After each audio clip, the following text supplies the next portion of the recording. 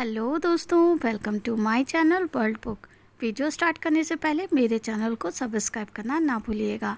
आज हम जिस बुक के बारे में बात करने जा रहे हैं उस बुक का नाम है द साइकोलॉजी ऑफ मनी, जिसको लिखा है मॉर्गन हाउसल ने, जो कि एक इन्वेस्टर और ऑथर हैं। मॉर्गन हाउसल जी एक इन्वेस्टमेंट फंड के पार्टनर भी हैं, जिसे 14 लोगों ने मिलकर शुरू किया था। दोस्तों, उन्होंने स्ट्रीट वॉल जर्नल के लिए भी कई आर्टिकल लिखे हुए हैं, जो आज 3 किताबों के लेखक भी हैं। तो आइए उनके अनुभव और उनके द्वारा लिखी हुई किताब धन संपत्ति का मनोविज्ञान की कंप्लीट बुक समरी को सुनते हैं। तो स्टार्ट करते हैं इस बुक की समरी को। दोस्तों, कई बार हम ये सोचते रहते हैं कि क्यों कुछ लोग ज़्यादा पैसा होने के बावजूद हमेशा एक मिडिल लाइफ जीते हैं, और कैसे कुछ लोग कम इनकम होने के बावजूद भी लॉन्ग टर्म में मिलीनियर बन जाते हैं। आप चाहे माने या ना माने, इस वक्त आप पैसे को लेकर जो आप डिसीजन ले रहे होंगे वो कुछ साल बाद आपके फाइनेंशियल स्टेटस पर असर डालेंगे। इसलिए दोस्तों, क्यों ना आज ही the psychology of money book के जरिए धन संपत्ति के मनोविज्ञान के बारे में समझा जाए। ये किताब पर्सनल फाइनेंस को ह्यूमन बिहेवियर के लेंस से परखती है, और ये कई विषयों पर एक फ्रेश नज़रिया देती है। जैसे कि बहुत सी पर्सनल फाइनेंस की किताबें फोकस करती हैं ऐसी चीज़ों पर, जैसे कि स्टॉक मार्केट कैसे काम करता है, कैसे स्टॉक सेलेक्ट किए जाए, या कैसे पोर्टफोलियो बनाया जाए। मॉर्गन हाउसल जी लोगों और पैसों के बीच के रिलेशनशिप पर फोकस करते हैं। दोस्तों, इस बुक का हर एक अध्याय एक इंसान का पैसों के प्रति बिहेवियर और एटीट्यूड को दर्शाता है। कुछ निश्चित बिहेवियर्स अच्छे नतीजे की गारंटी होती हैं, जबकि दूसरे बिहेवियर्स असफलता के होते हैं। इस बुक में पैसे से रिलेटेड बहुत से अध्याय पर बात की गई है। कुछ अध्याय हमारे निश्चित व्यवहार के प्रति सजग बनाते हैं, और कुछ अध्याय हमें लाभकारी आदतें अपनाने के लिए प्रोत्साहित करते हैं। दोस्तों, इस किताब के सभी अध्याय की खूबसूरती यह है कि इन्हें कोई भी व्यक्ति कर सकता है। यह अध्याय सिर्फ ज़्यादा इनकम वाले लोग या बहुत बड़ी एजुकेशन डिग्री वाले लोगों के लिए नहीं है। The psychology of money book आपके पैसों के साथ रिलेशनशिप और एटीट्यूड सुधारने का काम करेगी। The greatest shown on earth. दोस्तों, जब लेखक कॉलेज में पढ़ते थे तब पैसे कमाने के लिए जॉब किया करते थे। जहाँ पर वो काम करते थे वो लॉस एंजेलिस का एक आलीशान और महंगा होटल था। एक बार वहाँ एक गेस्ट आया जो अक्सर वहाँ पर आया करता था। वो लड़का एक टेक्नोलॉजी एग्जीक्यूटिव था और काफ़ी तेज़ दिमाग वाला भी था। 20 साल की उम्र में उसने सिर्फ वाईफाई राउटर के लिए की कंपोनेंट डिज़ाइन करके उसे पेटेंट करवाया था। उस यंग मिलीनियर ने कई सारी टेक कंपनीज़ को स्टार्ट किया और बाद में उसे बेच दिया। वो लड़का काफ़ी सफल भी था, लेकिन वो पैसे के मामले में काफ़ी अनलकी था। वो लड़का जहाँ भी जाता था वहाँ पर वो अपने साथ नोटों की गड्डी रखता था, और जिसके साथ भी बात करता था उसे वो ये पैसे दिखाता था। वो लड़का शराब पीकर बड़ी बड़ी डींगे मारता था। एक दिन उस आदमी ने गाड़ी पार्क करने वाले गार्ड को बुलाया और उसे कुछ नोट्स देकर पास वाली दुकान पर जाने का ऑर्डर दिया। गार्ड को नोट के बदले में दुकानदार ने $1000 के सोने के सिक्के दिए। उस यंग लड़के ने उस सोने के सिक्के का क्या किया होगा? उसने वो सारे गोल्ड कॉइन्स पास वाले समुद्र में फेंक दिए, और उसने अपने दोस्तों को भी बुलाया और सबने मिलकर उन गोल्ड कॉइन्स को समुद्र में फेंक दिया, जैसे कोई तालाब में पत्थर फेंकता है। उसके कुछ ही दिनों बाद वो यंग मिलेनियर एक होटल में एक लैंप से टकरा गया। उसके बाद उस होटल के मैनेजर ने उससे कहा कि लैंप की कीमत $500 है। तो इस यंग लड़के ने तमाशा खड़ा कर दिया। उसने अपने जेब से पैसे निकालकर उस होटल के मैनेजर के मुंह पर मारे और कहा कि ये रहे $5000। अब दोबारा मुझे अपनी शक्ल मत दिखाना। शायद आप भी ये सोच रहे होंगे कि ये मात्र एक कहानी है, कोई सच नहीं, पर आप ये भी सोच रहे होंगे कि क्या उस यंग मिलेनियर का क्या हुआ होगा। लेकिन दोस्तों, ये कहानी एकदम सच है। इस किताब में आप ऐसी ही सच्ची कहानियाँ पढ़ेंगे, लेकिन इस कहानी के अंत में इस यंग मिलेनियर का दिवाला निकल जाता है। उसने कुछ ही सालों में उसने जो कुछ भी कमाया हुआ था वो सब कुछ उड़ा दिया। उसके सारे पैसे खत्म हो गए और उसके यार दोस्त भी उसके छोड़कर चले गए। दोस्तों, देखा आपने, पैसे से सब कुछ खरीद सकते हैं लेकिन अच्छा व्यवहार नहीं खरीद सकते। चलिए एक और कहानी सुनते हैं। रोनाल्ड रीड एक दरबान था। वो एक छोटे से गांव में पैदा हुआ था और पला बड़ा था। वो अपने परिवार का पहला ऐसा इंसान था जिसने हाई स्कूल तक की पढ़ाई की हुई थी, और उससे भी मज़ेदार बात यह थी कि वो रोज़ स्कूल पहुंचने के लिए लोगों से लिफ्ट लेकर स्कूल पहुंचता था। रोनाल्ड एक साधारण ज़िंदगी जी रहा था। 25 साल तक उसने एक गैस स्टेशन पर गाड़ियां रिपेयर करने का काम किया। उसने जैसी पन्हे में 20 सालों तक फ्लोर की सफाई का काम किया। उसके बाद 38 साल की उम्र में उसने 2 बेडरूम का घर खरीद लिया। उसने वो घर $12,000 में खरीद लिया था और अपनी पूरी ज़िंदगी उसी घर में गुजारी। रोनाल्ड रीड की शादी भी हुई लेकिन कोई बच्चा नहीं हुआ। जब वो 50 साल का हुआ तो उसकी वाइफ चल बसी। उसके पड़ोसी का कहना था कि रोनाल्ड की हॉबी लकड़ियाँ काटना था। जिस दिन रोनाल्ड ने न्यूज़ हेडलाइन बनाई थी वो दिन था उसके मौत का। ये बात 2014 की थी। वो 92 साल के थे और उसके पास $8 मिलियन थे। उसने $2 मिलियन अपने 2 सौतेले बच्चों के लिए छोड़ दिए और $6 मिलियन एक हॉस्पिटल और एक बड़ी लाइब्रेरी को डोनेट कर दिए। अगर आप विकिपीडिया पर रोनाल्ड रीड सर्च करेंगे तो उसमें आपको पता चलेगा कि वो एक चौकीदार, गैस स्टेशनर, अटेंडेंट, इन्वेस्टर, समाज सेवक और मिलेनियर था। अब आपके मन में ये सवाल ज़रूर आया होगा कि ये हुआ कैसे। दोस्तों, इसमें कोई ट्रिक नहीं है। रोनाल्ड ने कोई भी लॉटरी नहीं जीती थी और ना ही उसे कोई खानदानी पैसा मिला हुआ था। रोनाल्ड सिर्फ अपना पैसा बचाकर ब्लू चिप स्टॉक्स और म्यूचुअल फंड में इन्वेस्ट कर रहा था। बस इतनी सी बात थी। वो एक एक पैसे को सेव करके उसे स्टॉक्स और म्यूचुअल फंड में निवेश करता था। यहाँ तक कि उसने कभी इंटरेस्ट भी निकाला नहीं था। उसने अपने सेविंग्स को सालों साल तक कंपाउंड किया हुआ था और उसके मौत तक उसके पास $8 मिलियन हो गए थे। दोस्तों, क्या आप कंपाउंडिंग का कॉन्सेप्ट जानते हैं? चलिए इसके बारे में बाद में बात करेंगे। उसके पहले मैं आपको एक और रियल स्टोरी सुनाना चाहती हूँ। कहानी नंबर 3। अब नज़र डालते हैं उस आदमी की ओर जो रोनाल्ड रीड से बिल्कुल हटकर था। उसका नाम रिचर्ड फ्यूज था। वो एक एग्जीक्यूटिव था और उसने हार्वर्ड से MBA किया हुआ था और वो 40 की उम्र में रिटायर्ड हो गया था। उसका अंडर 40 सक्सेसफुल पीपल के लिस्ट में उसका नाम भी शामिल था। बड़े शहर में 18,000 स्क्वायर फीट का एक बड़ा सा बंगला था जिसमें 2 स्विमिंग पूल, 2 लिफ्ट, 2 गैरेज और 11 बाथरूम थे। इस बंगले के मेंटेनेंस का खर्चा ही $90,000 का पर मंथ था। इसके मेंटेनेंस में रिचर्ड ने काफ़ी बड़ा उधार लिया हुआ था, लेकिन फिर उसकी किस्मत ने करवट बदली। यानी कि 2008 में फाइनेंशियल क्राइसिस आया और रिचर्ड रातों रात फुटपाथ पे आ गया। दोस्तों, इन दोनों यंग मिलीनियर्स यानी कि रोनाल्ड रीड और रिचर्ड जी के कहने से कहानी से हमें क्या सीखा? फाइनेंशियल सक्सेस कोई साइंस नहीं है, बल्कि फाइनेंस ही एक ऐसा फील्ड है जहां रोनाल्ड जी जैसे लोग भी सफलता हासिल कर सकते हैं। एक हम्बल एजुकेशन और एक्सपीरियंसेस वाला इंसान सर्जन, आर्किटेक्ट या इंजीनियर नहीं बन सकता, लेकिन फाइनेंस में रोनाल्ड रीड जैसा मामूली इंसान भी काफ़ी बढ़िया अचीवमेंट कर सकता है। फाइनेंशियल सक्सेस एक सॉफ्ट स्किल है जिसे कोई भी सीख सकता है। ये एक यूनिक फील्ड है जहां आपकी नॉलेज से ज़्यादा आप कैसे बिहेव करेंगे ये ज़्यादा मायने रखता है। फाइनेंस की फील्ड पैसे का मनोविज्ञान समझने का तरीका यह है कि आप चाहे जहां भी हों या जैसे भी हों, पैसा आपका दिमाग बड़ा बनाता है। बस आपको ध्यान देने और अलर्ट रहने की ज़रूरत है। हर कोई अमीर बन सकता है, लेकिन हर कोई हम्बल नहीं होता है। No one's crazy.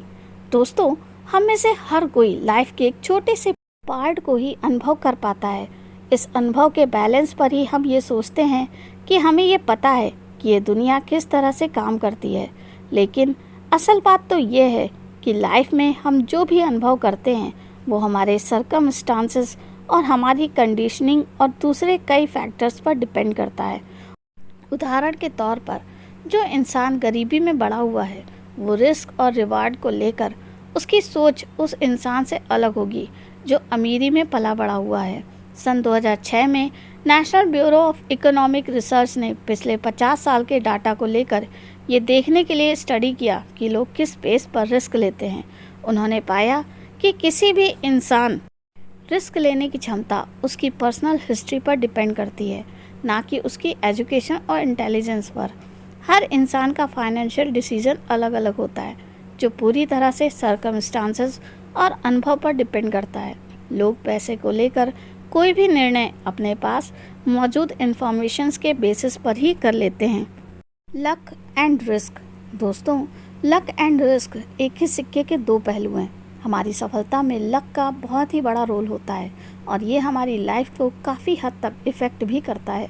उदाहरण के तौर पर 1968 में अमेरिका का एक लेक साइड स्कूल दुनिया के कुछ गिने चुने स्कूल्स में से एक था, जहाँ पर $3000 का कंप्यूटर था। उस साल दुनिया भर में तकरीबन 33 करोड़ बच्चे हाई स्कूल में पढ़ रहे थे, जिनमें से सिर्फ 300 बच्चे ही लेक साइड स्कूल में पढ़ रहे थे और बिल गेट्स उन्हीं में से एक थे। बिल गेट्स कहते हैं कि अगर वो लेक साइड स्कूल में नहीं गए होते तो आज शायद माइक्रोसॉफ्ट भी नहीं होता। बिल गेट्स के साथ लेक साइड स्कूल में कैंटस इवान नाम का एक लड़का था, जो बिल गेट्स का काफ़ी अच्छा दोस्त हुआ करता था और बिल गेट्स भी की तरह ही बहुत ही अच्छा कंप्यूटर स्टूडेंट भी था, जो कि फ्यूचर में माइक्रोसॉफ्ट जैसी बड़ी कंपनी को बना सकता था। लेकिन दुर्भाग्यवश उसकी एक एक्सीडेंट में मौत हो गई। ये बैड लक का एक उदाहरण है, क्योंकि हाई स्कूल में पढ़ रहे किसी बच्चे का माउंट एवरिंग के दौरान मारे जाने की पॉसिबिलिटी करोड़ों में से एक थी। इसी तरह आपका कोई इन्वेस्टमेंट फेल हो जाता है तो हो सकता है कि उसके पीछे का कारण आप नहीं बल्कि आपका लक हो सकता है। Never enough. कर्ट वॉनगट और जोसेफ हेलर दोनों ही अमेरिकन लेखक थे। एक बार वो दोनों किसी बड़ी पार्टी में गए हुए थे। वहाँ कर्ट ने जोसेफ जी को कहा कि इस पार्टी का जो होस्ट है वो एक फंड मैनेजर है और वो एक दिन में इतने पैसे कमाता है जितना जोसेफ अपनी जग प्रसिद्धि नॉवेल से भी आज तक नहीं कमा पाए हैं। कि सुनकर जोसेफ जी ने कहा कि हाँ, ये सही है, लेकिन मेरे पास कुछ ऐसा है जो उसके पास कभी नहीं होगा, और वो है इनफ, यानी कि बहुत। दोस्तों, इंसानी दिमाग की प्रवृत्ति है कि ये हमेशा ज़्यादा की तलाश में रहता है, और चाहे हमारे पास जितना भी क्यों ना हो, लेकिन फिर भी हम दूसरों को देखकर उनसे खुद को कंपेयर करते हैं और हमेशा ऐसी चीज़ें चाहते हैं जो दूसरों के पास हैं। दोस्तों, इनफ का मतलब यहाँ पर ये नहीं है कि आप बहुत कम में खुश हो जाएं और अपनी लाइफ में को मुश्किलों में बिताएं, बल्कि यहाँ पर इनफ का मतलब ये है कि आपको ये क्लैरिटी होनी चाहिए कि कितना पैसा आपके लिए इनफ होगा, बजाय इसके किसी पैसे के पीछे भागते रहना। दोस्तों, कुछ ऐसी चीज़ें हैं जैसे कि reputation, freedom, family, friends, love और हैप्पीनेस, जिन्हें छोड़कर सिर्फ पैसे कमाने के पीछे लगना मूर्खता है। कंपाउंडिंग। दोस्तों, आसान भाषा में कंपाउंडिंग का मतलब समझा जाए तो हम ये कह सकते हैं कि कोई भी इन्वेस्टमेंट करने पर आपकी जो कमाई होती है उसे फिर से इन्वेस्ट करना कंपाउंडिंग कहलाता है। इसमें आपको प्रिंसिपल के साथ उसके इंटरेस्ट पर भी इंटरेस्ट मिलता है। दोस्तों, जब ये किताब लिखी गई थी तब वॉरेन बफेट जी का टोटल नेटवर्थ 84.5 बिलियन डॉलर थी और जिसने से 81.5 बिलियन डॉलर रकम उनके 65वें जन्मदिन के बाद आए थे। वॉरेन बफेट जी 10 साल की उम्र से ही इन्वेस्टिंग करना शुरू कर दिया था। अगर उन्होंने वे 30 साल की उम्र के बाद इन्वेस्टमेंट करना शुरू करते तो उन्हें सेम रिटर्न नहीं मिलता और उनकी टोटल नेटवर्थ 84.5 बिलियन डॉलर की जगह सिर्फ 11.9 मिलियन डॉलर ही होते, क्योंकि कंपाउंडिंग के लिए पैसों की नहीं बल्कि टाइम की ज़रूरत होती है। वॉरेन बफेट इसलिए सफल नहीं थे क्योंकि वे एक अच्छे इन्वेस्टर थे, बल्कि वो इसलिए सफल और कामयाब हैं क्योंकि वे लंबे टाइम के लिए बहुत अच्छे इन्वेस्टर बने रहे। Getting wealthy versus staying wealthy. अमीर बने रहने के लिए थोड़ा सा पागलपन और किफ़ायती होना ज़रूरी है। जैसे लिवरमोर अमेरिका के एक ट्रेडर थे 1929 के। ग्रेट डिप्रेशन के समय पूरी दुनिया के इन्वेस्टर के पैसे डूब रहे थे। तब ऐसे कठिन समय में लिवरमोर ने $3 बिलियन से भी ज़्यादा कमाए, लेकिन इसके बाद भी वे रुके नहीं और इसके बाद भी वे कठिन से कठिन दांव लगाते रहे और बदकिस्मती से 4 साल के भीतर ही उन्होंने अपनी सारी दौलत गंवा दी और खुद अपनी जान ले ली। दोस्तों, लिवरमोर की तरह बहुत लोग ज़्यादा पैसे तो कमा पाते हैं, लेकिन इन पैसे को संभाल कर रख नहीं पाते। पैसे कमाने के लिए रिस्क लेने और ऑप्टिमिस्टिक रहने और अपने ऊपर बिलीव करने की आवश्यकता होती है। वहीं अपने पैसे को बचाने के लिए बहुत बड़े जोखिम से बचने और किफ़ायती बनने और इस बात को एक्सेप्ट करने की आवश्यकता होती है कि आपकी सफलता में लक का भी महत्वपूर्ण भूमिका होती है।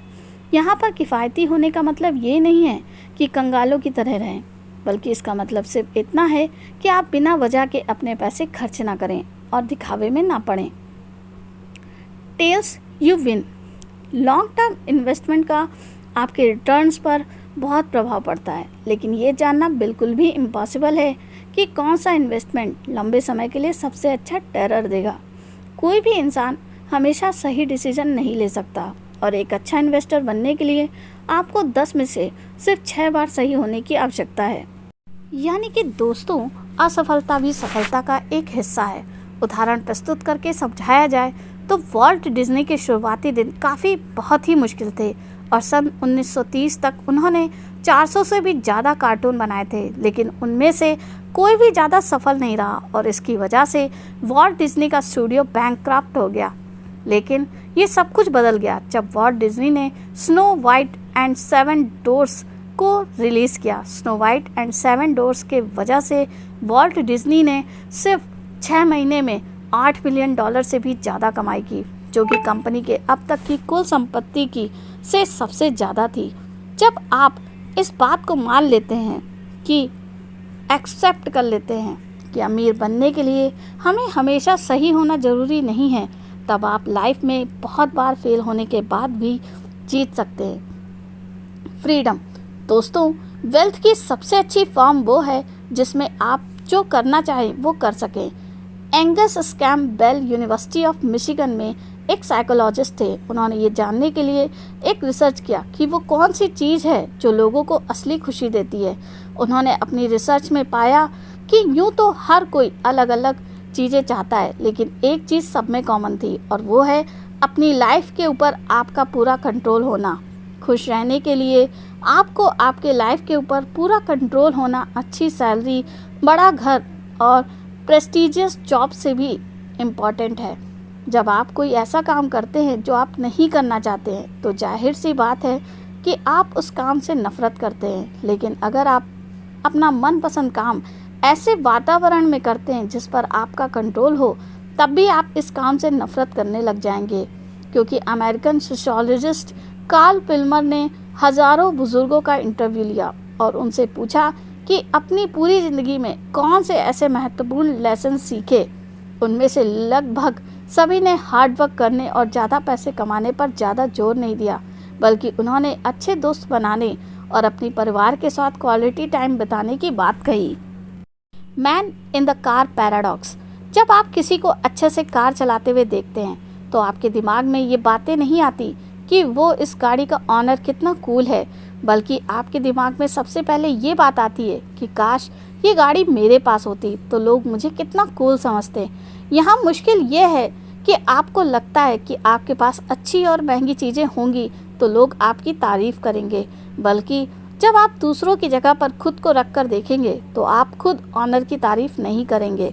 हम सभी इंसानों की ऐसी सोच होती है कि अगर हम अमीर होंगे तो लोग हमारी तारीफ़ करेंगे और हमें ज़्यादा पसंद करेंगे। लेकिन सच ये है कि दूसरे लोग आपको आपके अमीरी के बेसिस पर नहीं, बल्कि आपकी अमीरी को एक बेंच मार्क बनाकर खुद ये सोचते हैं कि वो भी आपके जैसे अमीर होते तो लोग भी उनकी तारीफ़ करते और उन्हें ज़्यादा पसंद करते। दोस्तों, विनम्रता और काइंडनेस ये एक ऐसी चीज़ें हैं जो वेल्थ के मुकाबले लोगों की नज़रों में आपको ज़्यादा पसंदीदा और ज़्यादा रिस्पेक्टेड बनाती हैं। Wealth is what you don't see. ज़्यादातर लोग जो महंगी और फैंसी कार चलाते हैं वो एक्चुअल में अमीर नहीं होते हैं, बल्कि वे ज़्यादातर अपना पैसा अपनी महंगी गाड़ी पर खर्च कर देते हैं। और एक महंगी कार ये बताती है कि ऐसे लोगों को पैसे की समझ बिल्कुल भी नहीं होती है। हम इंसान अक्सर बाहरी इंफॉर्मेशंस की बेसिस पर दूसरे लोगों को जज करते हैं, जैसे कि कौन कोई सी गाड़ी चलाता है और कैसे घर में रहता है, किस तरह के कपड़े पहनता है। लेकिन वास्तव में असली वेल्थ अदृश्य या अनसीएबल होती है। ये ऐसे एसेट्स होते हैं जिन्हें बाहरी दिखावटी चीज़ों में नहीं बदला जाता। रिच होना सिर्फ आपकी करंट इनकम को दर्शाता है, वही वेल्दी होने का मतलब है आपकी करंट सेविंग्स और इन्वेस्टमेंट कितनी है, ताकि बाद में आप बिना किसी परेशानी के अपने पैसे खर्च कर सकें। अमीर होने का मतलब ये नहीं है कि आप वेल्दी हैं। अमीर दिखने की इच्छा के पीछे का सबसे बड़ा कारण ये भी है कि ऐसे रिच मॉडल्स को ढूंढना काफ़ी आसान है और वे आसानी से दिख भी जाते हैं। वहीं पर एक वेल्दी रोल मॉडल ढूंढना काफ़ी मुश्किल है, क्योंकि वेल्थ हमेशा छिपी रहती है। सेव मनी, आपके खर्च करने के बाद बचे पैसों को जमा करना ही वेल्थ कहलाता है। वेल्थ को इकट्ठा करने के लिए आपको ज़्यादा इनकम की ज़रूरत नहीं है, बल्कि आपको हाई सेविंग की ज़रूरत है। आपकी वेल्थ की वैल्यू आपकी ज़रूरतों और इच्छा पर निर्भर करती है। दोस्तों, आपकी सेविंग्स आपके इनकम और आपके ईगो के बीच का गैप है। आपकी सेविंग्स बचाने का सबसे अच्छा तरीका अपनी इनकम को बढ़ाना नहीं है, बल्कि अपनी विनम्रता को बढ़ाना है। अगर आप अपनी इच्छाओं को कम करेंगे तो आप कम खर्चा करेंगे। आप अपनी इच्छाओं को तभी कम कर सकते हैं जब आप इस बात पर ज़्यादा ध्यान ना दें कि लोग आपके बारे में क्या सोचते हैं। पैसा बचाने के लिए आपको किसी कारण की ज़रूरत नहीं है। बिना किसी गोल के सेविंग करना आपको लंबे समय तक फ्लेक्सिबिलिटी देता है और आपके पास हर चीज़ के लिए ज़्यादा ऑप्शंस होते हैं। फ्लेक्सिबिलिटी आपको एक कॉम्पिटिटिव एडवांटेज यानी कि फ़ायदा देता है, जिसका मतलब है आप किसी अच्छी जॉब का वेट कर सकते हैं या कोई नई स्किल्स को सीखने के लिए टाइम निकाल सकते हैं। रीजनेबल, रैशनल, आप एक रोबोट नहीं हैं, एक इंसान हैं, इसीलिए आपसे गलतियां होना आम बात है। आप पूरी तरह से रैशनल होकर अपने फाइनेंशियल डिसीजन नहीं ले सकते। आपको रैशनल से ज़्यादा रीजनेबल होने पर ज़्यादा ध्यान देना चाहिए और ये ज़्यादा रियलिस्टिक है। लॉन्ग टर्म में आपके अमीर बनने के चांसेस को भी बढ़ाता है। जब लाइफ में आपके साथ अच्छी चीज़ें हो रही हों तो ह्यूमिलिटी को फॉलो करें, और जब बुरी चीज़ें हो रही हों तो फॉरगिवनेस और कैप्शन को फॉलो करें। एक हम्बल एजुकेशन और एक्सपीरियंस वाला इंसान सर्जन, आर्किटेक्ट या इंजीनियर नहीं बन सकता, लेकिन फाइनेंस में रोनाल्ड रीड जैसा मामूली इंसान भी काफ़ी बढ़िया अचीवमेंट कर सकता है। कंपाउंडिंग के लिए पैसे की नहीं, बल्कि टाइम की ज़रूरत होती है। जब आप इस बात को मान लेते हैं और एक्सेप्ट कर लेते हैं कि अमीर बनने के लिए हमें हमेशा सही होना ज़रूरी नहीं, तब आप लाइफ में बहुत बार फेल होने के बाद भी जीत सकते हैं। कम ईगो का मतलब है ज़्यादा वेल्थ और सेविंग करना। एक तरह से आपकी इनकम और आपके ईगो के बीच का एक गैप है। अपने पैसों को इस तरह से मैनेज करें कि आप रात को बिना किसी फिक्र के आराम से सो सकें। अगर आप एक अच्छे इन्वेस्टर बनना चाहते हैं तो अपने इन्वेस्टमेंट के टाइम को बढ़ाएं, क्योंकि टाइम ही इन्वेस्टमेंट की सबसे बड़ी ताकत है। पैसे सेव करने के लिए किसी स्पेसिफिक गोल की ज़रूरत नहीं है, इसीलिए बचत ज़रूर करें, क्योंकि ये आपको भविष्य में फ्रीडम देता है। अपने पैसों का इस्तेमाल अपने टाइम पर कंट्रोल करने के लिए करें, क्योंकि अपने टाइम पर पूरा कंट्रोल होना एक खुशहाल जीवन के लिए बहुत ज़रूरी है। दूसरों के दिखावे पर ना पड़ें, बल्कि एक वेल्दी इंसान बनने पर ध्यान दें।